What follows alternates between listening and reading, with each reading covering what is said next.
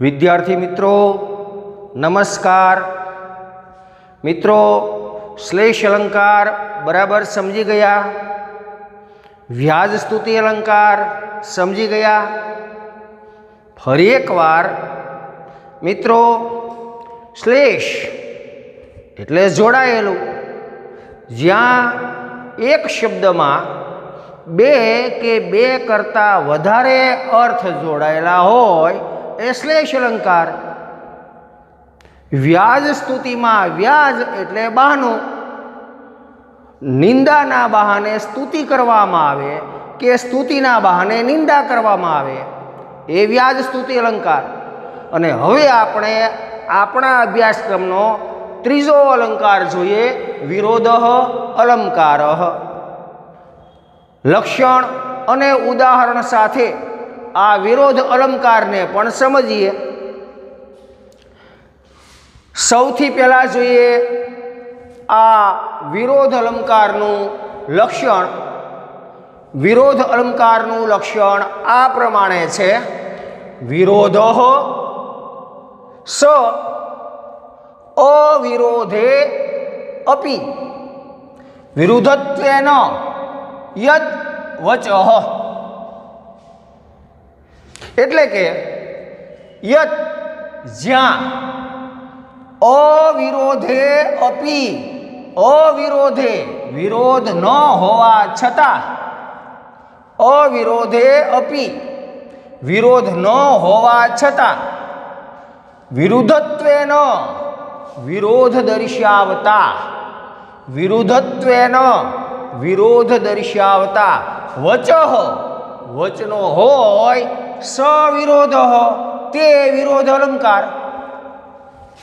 यत् एटले ज्यां अविरोधे अपि विरोध न होवा छतां विरुद्धत्वेन विरोध दर्शावता वचः वचनो होय सविरोधः ते विरोध अलंकार। सामे गुजराती में पण लक्षण लख्युं छे, जे प्रमाणे अनुवाद थाय छे ए ज प्रमाणे आपणे गुजराती में अनुवाद करीने लक्षण दर्शाव्युं के विरोध न होवा छतां ज्यां विरोध दर्शावता वचनो होय ते विरोध अलंकार। फरी एक वार विरोधः स अविरोधे अपि विरुद्धत्वेन यत् वचः। ज्यां विरोध न होवा छतां विरोध दर्शावता वचनो होय ते विरोध अलंकार। मित्रों आ विरोध अलंकार ने विरोधाभास अलंकार पण कहेवामां आवे छे।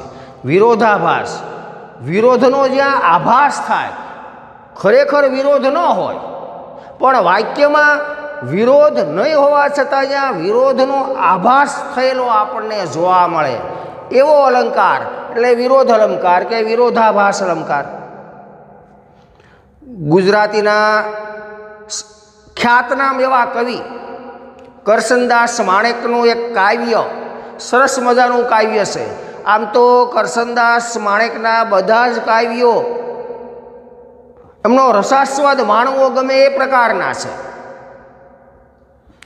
करसनदास माणेकनुं खूब जाणीतुं काव्य, लोकमुखे वહેતું હોય એવું કાવ્ય, અને એમાં કરસનદાસ માણેક કહે છે કે મને એ જ સમજાતું નથી કે આવું શાને થાય છે, ફૂલડા ડૂબી જતા અને પથ્થરો તરી જાય છે। અહીંયા કરસનદાસ માણેકના આ કાવ્યમાં, કાવ્યની આ પંક્તિઓમાં ફૂલડા ડૂબી જતા, ફૂલડા ડૂબી જાય અને પથ્થરો તરી જાય, ત્યાં આ વિરોધ અલંકાર દર્શાવાયેલો છે। ફૂલડા ડૂબી જાય અને પથ્થરો તરી જાય। હવે ફૂલ ક્યારેય પાણીમાં ડૂબે ખરા? ઉપર તરતા જ હોય। આપણે સૌ જાણીએ છીએ કે આ ફૂલડાને પાણીમાં પધરાવીએ, ફૂલડાને પાણીમાં નાખીએ તો આ ફૂલડા છે તો પાણી ઉપર તરે, અને પથ્થરો પાણીમાં નાખીએ તો એ પથ્થરો તો પાણીમાં ડૂબી જાય। પણ અહીંયા તો કરસનદાસ માણેકે ઉલટું કીધું કે ફૂલડા ડૂબી જાય અને પથ્થરો તરી જાય, વિરોધ જ થયો, વિરોધ જ દેખાય આવે આપણને. પણ મિત્રો, આ કાવ્ય પંક્તિમાં, આ કાવ્યમાં કરશનદાસ માણેકે આ સાંપ્રત સમયની જે સ્થિતિ છે, અત્યારે આ સાંપ્રત સમયની જે પરિસ્થિતિ છે એના ઉપર ખૂબ સાચો પ્રકાશ પાડેલો છે કે ફૂલડા ડૂબી જાય એટલે કે અત્યારે આ સાંપ્રત સમાજમાં જે સજ્જન માણસો છે, જે સારા માણસો છે, જે ગુણવાન માણસો છે, જેને મહાપુરુષ કહી શકાય એવા પ્રકારના જે માણસો છે એ બિચારા હેરાન પરેશાન થતા હોય છે, ડૂબી જાય છે. એને કોઈ ગણકારે નહીં, એના ગુણોની કોઈ કદર કરે નહીં અને ઠેક ઠેકાણે બિચારા એ ઠેવા ખાતા હોય, હેરાન પરેશાન થતા હોય. એ વાતને ધ્યાનમાં રાખી કીધું કે આવા સજ્જન માણસો આ સમયમાં ડૂબી જાય છે. અને લંપટ માણસો, છળકપટવાળા માણસો, આવા માણસો એ તો લીલા લહેર કરતા હોય, એનો તો બેડો પાર થઈ જાય, મોજ મજા કરતા હોય, લીલા લહેર કરતા હોય. એને ધ્યાનમાં રાખીને કીધું કે આવા પથ્થરો છે અત્યારે તરી જાય. ખરેખર જે સાંપ્રત સમાજની જે સ્થિતિ છે એને ધ્યાનમાં રાખીને વાત કરી તો વિરોધ છે જ નહીં, બરાબર જ વાત કરી કરશનદાસ માણેકે. આ વિરોધ અલંકારમાં કઈ રીતનો વિરોધ દર્શાવાયેલો હોય એ સમજવા માટે આ ગુજરાતીનું ઉદાહરણ તમારી સામે ટાંક્યું. આપણે તો સંસ્કૃત વિષય ભણવાનો છે. હવે સંસ્કૃત ભાષાના આ વિરોધ અલંકારના ઉદાહરણો જોઈએ, સમજીએ. અહીં આપણે આ વિરોધ અલંકારનું જે લક્ષણ છે એને સમજી ગયા. ફરી એકવાર એનું પુનરાવર્તન કરું છું કે જ્યાં વિરોધ ન હોવા છતાં વિરોધ દર્શાવતા વચનો હોય તે વિરોધ અલંકાર. જોઈએ હવે આ વિરોધ અલંકારનું ઉદાહરણ.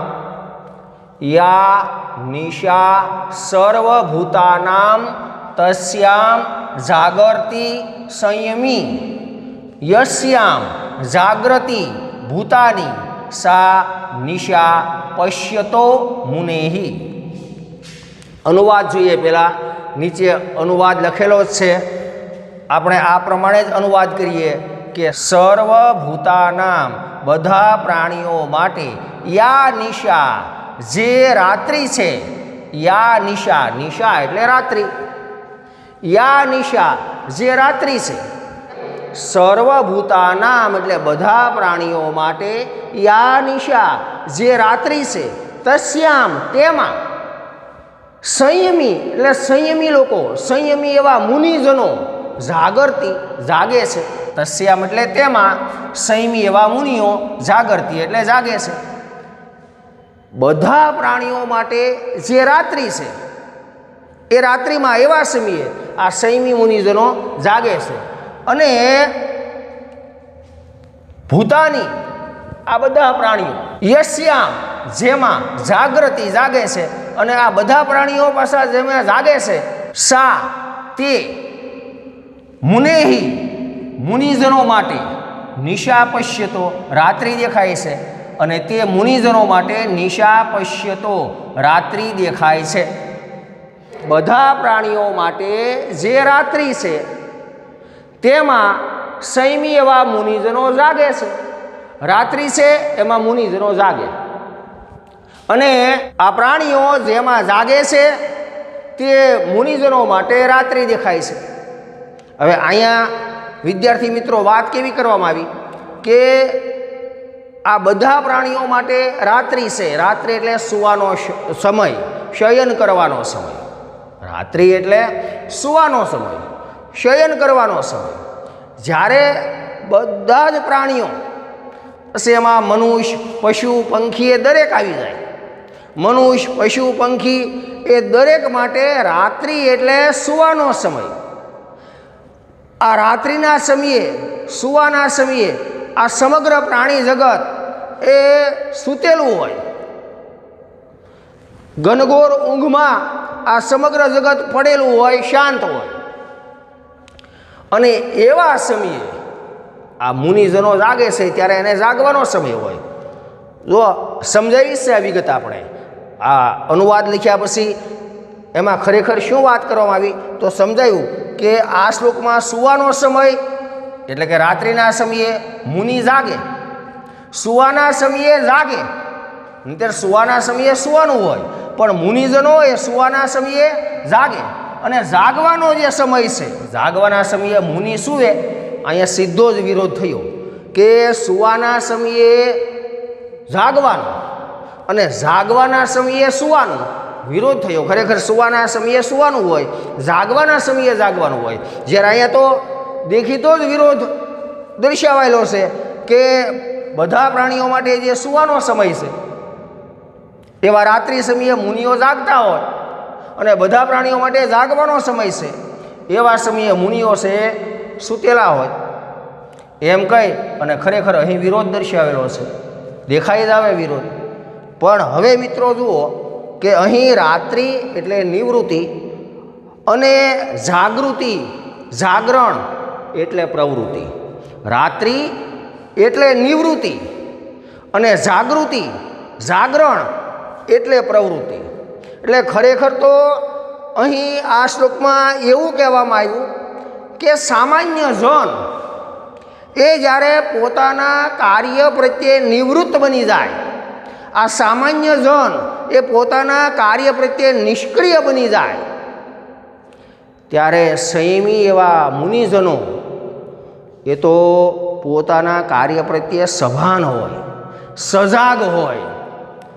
એ જો ઊંઘી જાય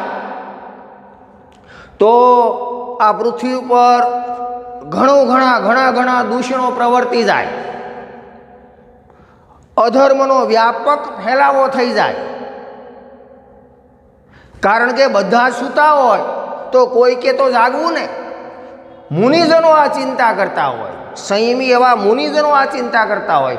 જોઈએ મિત્રો આપણા 11મા ધોરણમાં પહેલો જ ગદ્યપાઠ પૃથુચરિતમ કે વેનના રાજ્યમાં અંધાધૂંધી ફેલાઈ ગઈ, અંધેર નગરી અને ગંડુ રાજા જેવું શાસન આ વેનના રાજ્યમાં હતું. પ્રજા પણ ત્રાહિમામ પોકારી ગઈ. પણ વેનના આ શાસનમાંથી, આવા પ્રકારના શાસનમાંથી છૂટવા માટે પ્રજાએ કંઈ કર્યું નહીં. નહીંતર ખરેખર તો પ્રજાએ આવા રાજા સામે બળવો કરવો પડે. પણ પ્રજા ત્યારે નિષ્ક્રિય બની ગઈ. એટલે સંયમી એવા ઋષિઓએ વેનને દંડિત કર્યો, મારી નાખ્યો અને પછી એના પુત્ર પૃથુને રાજગાદી ઉપર બેસાડ્યો. સજાગ હતા એટલે. જો એ પણ સામાન્ય જનની જેમ નિષ્ક્રિય બની જાય તો વેન એ રાજ્યમાં અધર્મ અને અધર્મનું જ આચરણ કર્યા કરે. તો એ વાત કરીએ અહીંયા કે સામાન્ય જન જ્યારે પોતાના કાર્ય પ્રત્યે નિષ્ક્રિય બને, નિવૃત્ત બની જાય ત્યારે સંયમી એવા મુનિજનો એ લોકહિતના કાર્યો કરવા માટે પ્રવૃત્ત થાય. અને સામાન્ય જન જાગતા હોય એટલે કે આનંદ પ્રમોદમાં, પોતાના વ્યવહારમાં, ભોગવિલાસમાં પડેલા હોય ત્યારે આવા સંયમી મુનિજનો એ એકદમ શાંત હોય. એ તો આ બધાથી પર હોય. એ આનંદ પ્રમોદ, ભોગવિલાસ, મોહ માયા એનાથી પર હોય. કારણ કે એ સંયમી હોય. એ આવી દોડધામ કરે નહીં. એ તો બસ લોકહિતના કાર્યો જ કર્યા કરે. આ ભોગવિલાસ, આનંદ પ્રમોદ, મોહ માયા એનાથી તો આ સંયમીજનો પર હોય, એમાંથી એ નિવૃત્ત હોય. આ પ્રકારની વાત કરી. એટલે ખરેખર જે વાત કરવામાં આવી એ વાત પ્રમાણે વિરોધ નથી, પણ દેખીતી રીતે જોઈએ તો વિરોધ જ લાગે કે રાત્રિના સમયે આ મુનિઓ જાગે, સૂવાના સમયે જાગે અને જાગવાના સમયે સૂવે. ત્યાં એમ વિરોધ સીધો દેખાય. પણ ખરેખર તો આ શ્લોકને સમજીએ તો એમાં કોઈ પ્રકારનો વિરોધ છે નહીં. તો આ રીતે વિરોધ ન હોવા છતાં જ્યાં વિરોધ દર્શાવતા વચનો મૂકેલા હોય તે વિરોધ અલંકાર. હવે આપણે બીજા 3 ઉદાહરણના માધ્યમથી હજુ આ વિરોધ અલંકારને વધારે સ્પષ્ટ કરીએ. પછીનું એક ઉદાહરણ દરેક અલંકારમાં એક ઉદાહરણ જ આપણે અનુવાદ અને સમજૂતી સાથે બોર્ડ ઉપર સમજાવીએ છીએ. બાકીના જે તે આ અલંકારને વધારે સ્પષ્ટ કરવા માટે બે ત્રણ વધારાના ઉદાહરણો આપણે લીધેલા જ હોય એ આપણે મૌખિક રીતે સમજાવીએ. હવે પછીનું આ વિરોધ અલંકારનું બીજું એક ઉદાહરણ જોઈએ. આ પ્રમાણે છે: આશા નામ મનુષ્યાણામ કાચિત આચર્ય શૃંખલા યયા બદ્ધાઃ પ્રધાવંતી મુક્તાઃ તિષ્ઠંતી પંગુવત. અનુવાદ આ પ્રકારનો છે કે આશા નામ મનુષ્યાણામ, આ મનુષ્યાણામ મનુષ્યોની, આશા નામની, કાચિત કોઈ એક, આચર્ય શૃંખલા આશ્ચર્યકારક એવી સાંકળ છે. શૃંખલા એટલે સાંકળ, જેનાથી આ પશુઓને બાંધવામાં આવે એવી સાંકળ. મનુષ્યોની આશા નામની કોઈ એક એવી આશ્ચર્યકારક સાંકળ છે કે યયા બદ્ધાઃ, જેનાથી બંધાયેલા, બદ્ધાઃ એટલે બંધાયેલા, એ જે આશ્ચર્યકારક શૃંખલા છે, જે આશ્ચર્યકારક સાંકળ છે, આશા નામની સાંકળ, એ આશા નામની સાંકળથી, યયા જેનાથી એટલે કે સાંકળથી, બદ્ધાઃ બંધાયેલા, પ્રધાવંતી દોડે છે, બંધાયેલા દોડે છે, અને મુક્તાઃ મુક્ત રહેલા, છૂટા રહેલા, એ પંગુવત પાંગળાની જેમ, પંગુવત એટલે પાંગળાની જેમ, તિષ્ઠંતી સ્થિર ઊભા રહે છે. અને એનાથી જે મુક્ત છે, આ સાંકળથી જે છૂટા છે, જે આ સાંકળથી બંધાયેલા નથી, એ તો પાંગળાની જેમ સ્થિર ઊભા રહે છે. સીધો જ એ વિરોધ થયો કે આ આશ્ચર્યકારક એવી જે સાંકળ છે, શૃંખલા એટલે સાંકળ, એ સાંકળથી બંધાયેલા દોડે. જ્યારે બંધાયેલા ભાઈ ક્યાંથી દોડે? બંધાયેલો તો પછી બંધાઈ જાય, પછી ક્યાંય જઈ શકે નહીં. પણ અહીંયા બંધાયેલા દોડે, અને મુક્ત રહેલા, છૂટા રહેલા, એ પાંગળાની જેમ સ્થિર ઊભા રહે. ખરેખર તો છૂટા રહેલા દોડે અને બંધાયેલા સ્થિર હોય.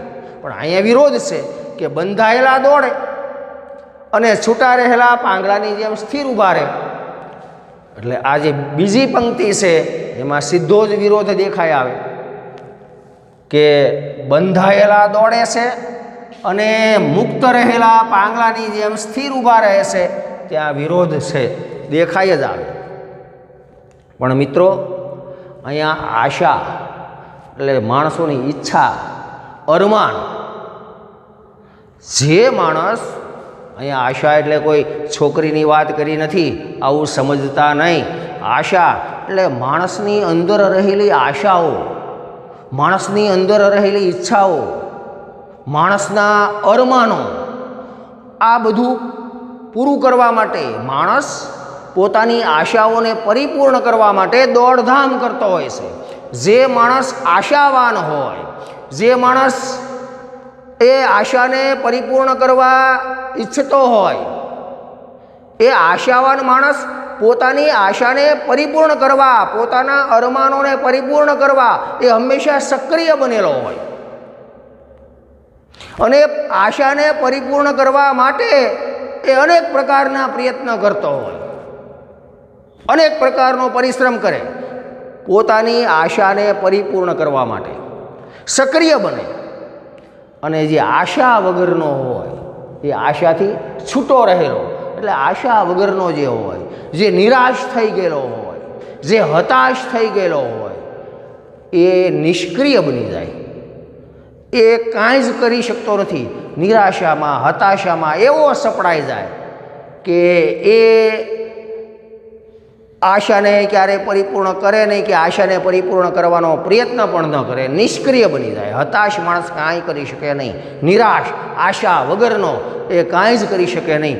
બસ એ તો સાવ નિષ્ક્રિય જ બનેલો હોય. તો એ પ્રકારની વાત કરી કે આ પ્રકારની આશા, જે આશાવાન માણસ છે, એ આશાવાન માણસ એ આ આશાને પરિપૂર્ણ કરવા માટે એ આશાથી બંધાયેલો હોય, અરમાનોથી બંધાયેલો હોય. અને એ અરમાનોથી બંધાયેલો એના કારણે એ અરમાનને પૂરા કરવા માટે દોડે, સક્રિય બને.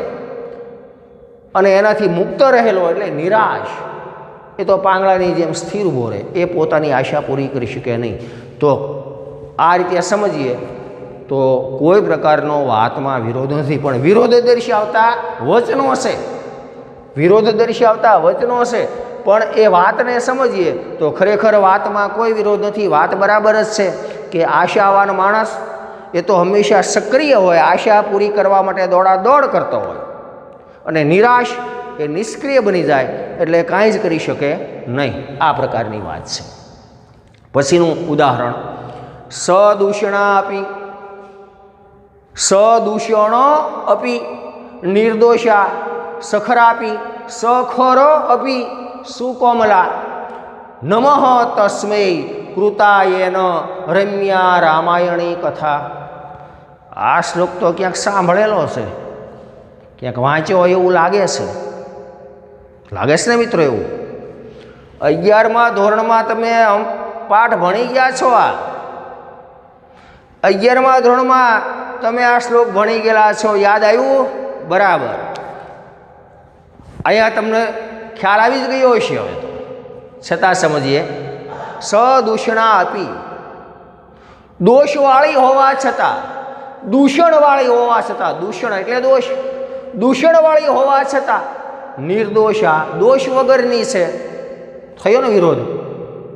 વિરોધ જ થયો કે દૂષણવાળી હોવા છતાં નિર્દોષ, દોષ વગરની, દોષવાળી હોવા છતાં દોષ વગરની, વિરોધ થયો.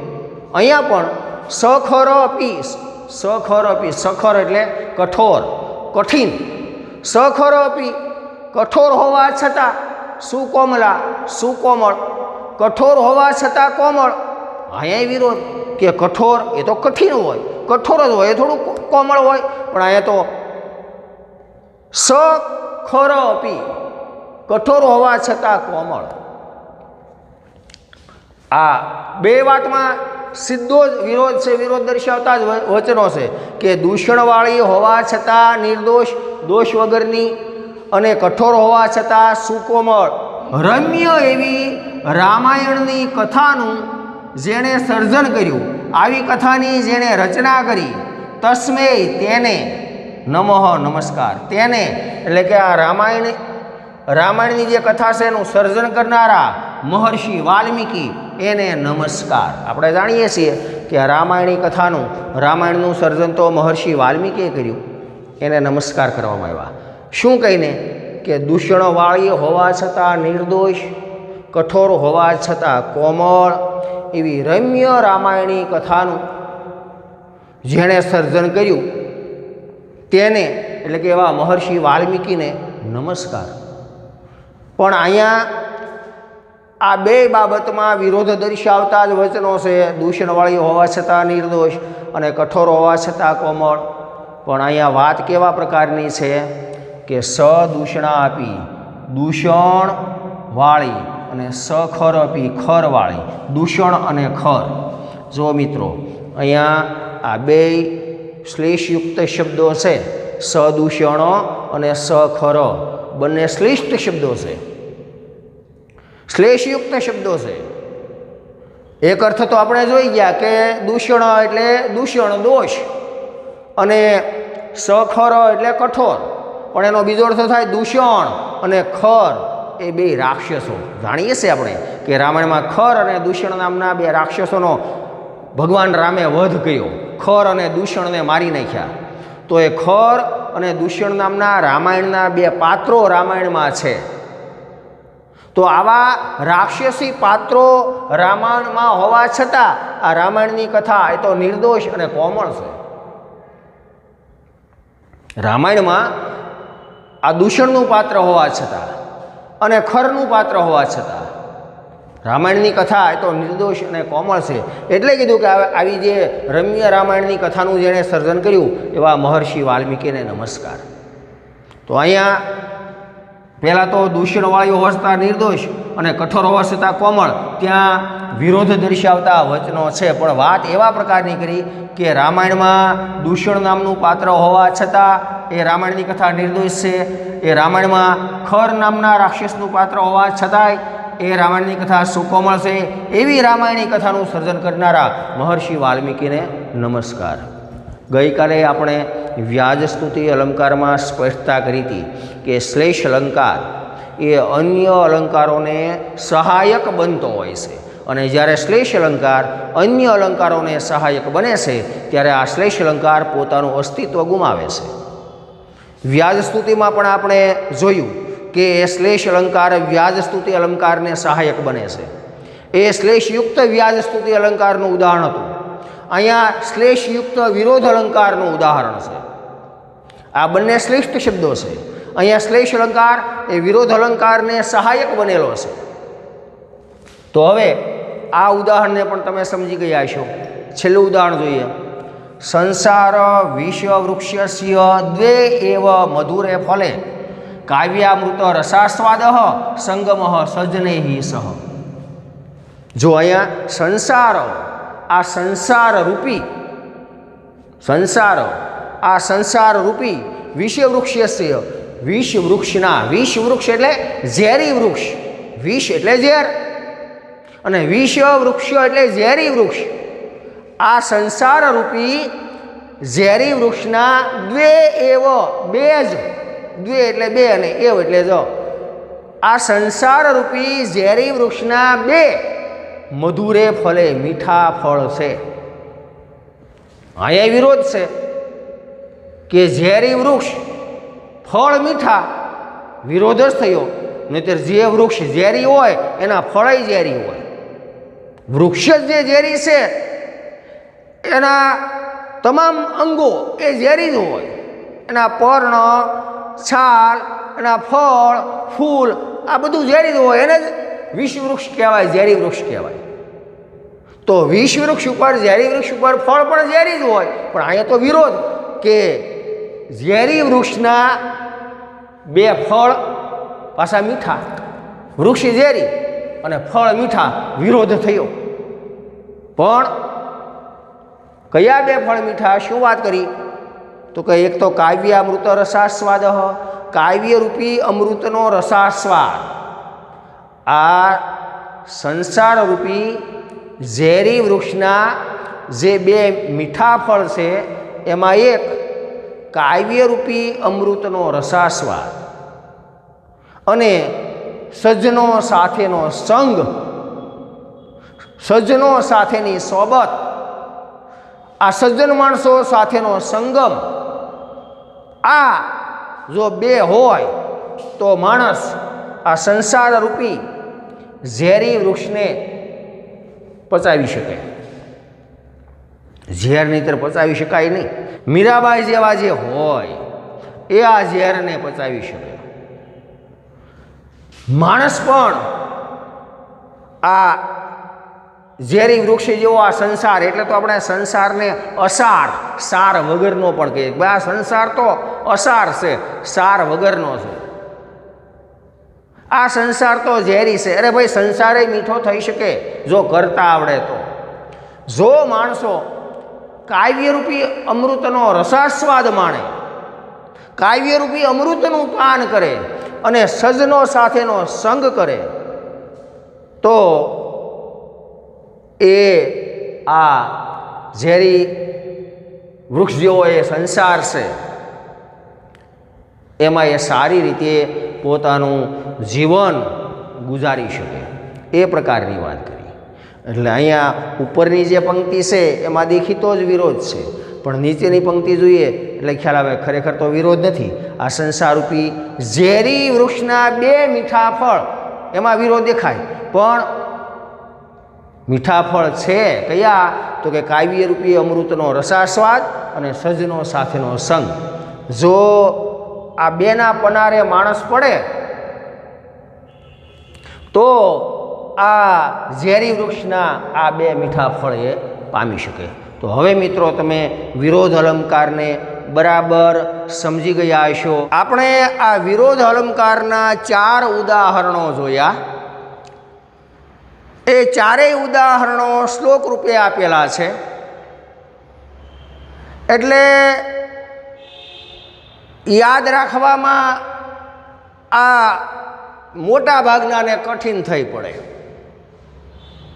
દરેકને આ વિરોધ અલંકારનું ઉદાહરણ યાદ રાખવું સરળ પડે એ હેતુને ધ્યાનમાં રાખી અને 11મા ધોરણના પાઠ્યપુસ્તકનો જે આ શ્લોક છે એમને વિરોધ અલંકારમાં ટૂંકમાં જ એક વાક્યમાં જ રજૂ કરી દીધો અને પરિપૂર્ણ રીતે અહીંયા વિરોધ અલંકાર ફલિત થાય છે. એટલે તમને આ એક વાક્યમાં ઉદાહરણ યાદ રાખવું સરળ થઈ પડે અને સરળતાથી તમે સમજાવી શકો. ઉદાહરણ આપણે અહીંયા આટલું જ લીધું કે સદૂષણા આપી નિર્દોષા રમ્યા રામાયણી કથા. સદૂષણા આપી નિર્દોષા રમ્યા રામાયણી કથા. દૂષણવાળી હોવા છતાં, દોષયુક્ત હોવા છતાં નિર્દોષ, તો અહીંયા વિરોધ અલંકાર ફલિત જ થઈ ગયો કે દૂષણવાળી હોવા છતાં નિર્દોષ એવી રામાયણની કથા રમણીય છે, રમ્ય છે. દૂષણવાળી હોવા છતાં નિર્દોષ, પરિપૂર્ણ રીતે વિરોધ અલંકાર ફલિત થાય છે. એટલે પહેલાં અનુવાદ કરીએ કે દૂષણવાળી હોવા છતાં નિર્દોષ એવી રામાયણની કથા રમણીય છે. અહીં દેખીતી રીતે વિરોધ દર્શાવાયેલો છે. દૂષણવાળી હોવા છતાં નિર્દોષ, ત્યાં વિરોધ દર્શાવાયેલો છે. પણ અહીંયા સદૂષણ આપી એટલે દૂષણ નામના રાક્ષસનું પાત્ર હોવા છતાં આ રામાયણની કથા એ નિર્દોષ છે.